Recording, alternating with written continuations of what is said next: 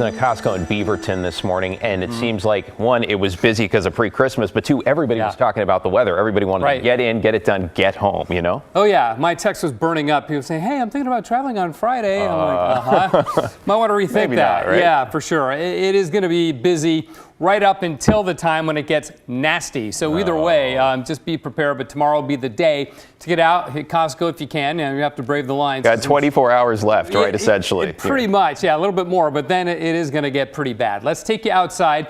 This is Newport right now. I thought we'd show you something mild, 51 degrees and raining on the Oregon coast. Even the coast is going to see temperatures well below freezing and have some really cold weather to deal with. We've got a winter storm watch that begins Thursday, continues into Friday until Friday at 6 p.m. We may still have time on Thursday morning before the snow begins, but you'll be cutting it very close if you wait that long to get out and get your shopping done or do what you need to do. We've got winter storm warnings in the Washington Cascades for tonight for the current storm.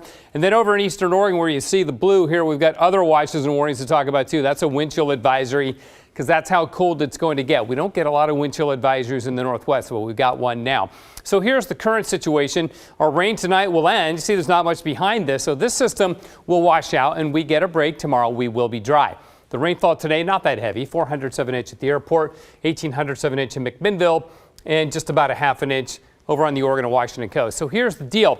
Look at this cloud pattern right here. See the clouds just pouring offshore? That's because that's the direction the winds are coming from here, and that's bitter cold Arctic air. I showed you earlier how temperatures are in the single digits and below zero across southern BC, already in the teens in Spokane. That cold air will fill the Columbia Basin, funnel over the Cascades and through the gorge and make us brutally cold. By Thursday morning, our temperatures will be in the teens. We're in the 40s now. We will be in the teens. So that's the first thing you're going to notice is the cold and the wind that comes with it. That in and of itself is problematic. But then we're going to get all this moisture riding in over the top and the freezing level goes up, even though it won't feel like the temperature is going up to us because all the warming will happen aloft, and that's when you get freezing rain. So this is how it goes down. You can see on Thursday midnight, this is Wednesday night, Thursday morning, cloudy, dry, east winds extending well offshore. Then the precipitation begins with light snow during the day on Thursday.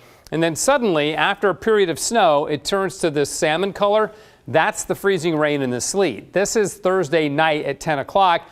Continues into Friday morning, Friday afternoon.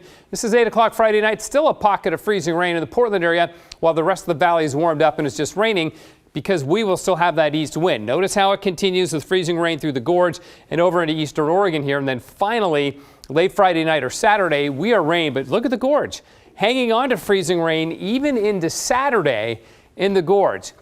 First, we'll talk snowfall, then we'll show you the freezing rain forecast here. So I think about an inch in the Portland area. I think that's the most snow we'll see. Half an inch McMinnville, lesser amounts at the coast, more in the Cascades, but not huge. Hood River, 5-6 inches. I think that's a pretty solid number to focus on for snowfall through Friday at 4 o'clock. But when we look at the icing forecast, this is ice accumulation. This is when it begins, later Thursday and into Friday, just a little bit here. But then by the time we roll into Friday night, that's a half an inch of ice according to this model by Friday night. And look where the bullseye is. Multnomah Falls, potentially 3/4 of an inch of ice. So we'll slide over the gorge. Hood River, Underwood, Cascade Locks. You can see that could be an inch of ice in parts of the gorge where they're kind of in the nastiest location there. So again, this is a potentially dangerous situation for us. We will keep you posted on it. Today, not too much going on around the country except for that cold air pooling on down. But look, as our cold air moves on down east of the Rockies, we see this big storm develop over the Great Lakes on Thursday. So that's why travel will be troublesome throughout much of the nation, and much of the nation, including us, will be in the deep freeze as we head into the end of the week. But right now, it's a pleasant 49 degrees, even with the rain, and the freezing level, 6,100 feet, will drop and then go back up as we go into Thursday and Friday. The rain ends tonight, cloudy, colder tomorrow, high at 38. Look at that low on Thursday morning at 17, and still down in the teens on Friday morning. And that high at 35 on Friday, that'll be at midnight. Notice it matches the low on Saturday. Then we warm into the 40s. But yeah, Thursday and Friday look brutal. We'll be back after this.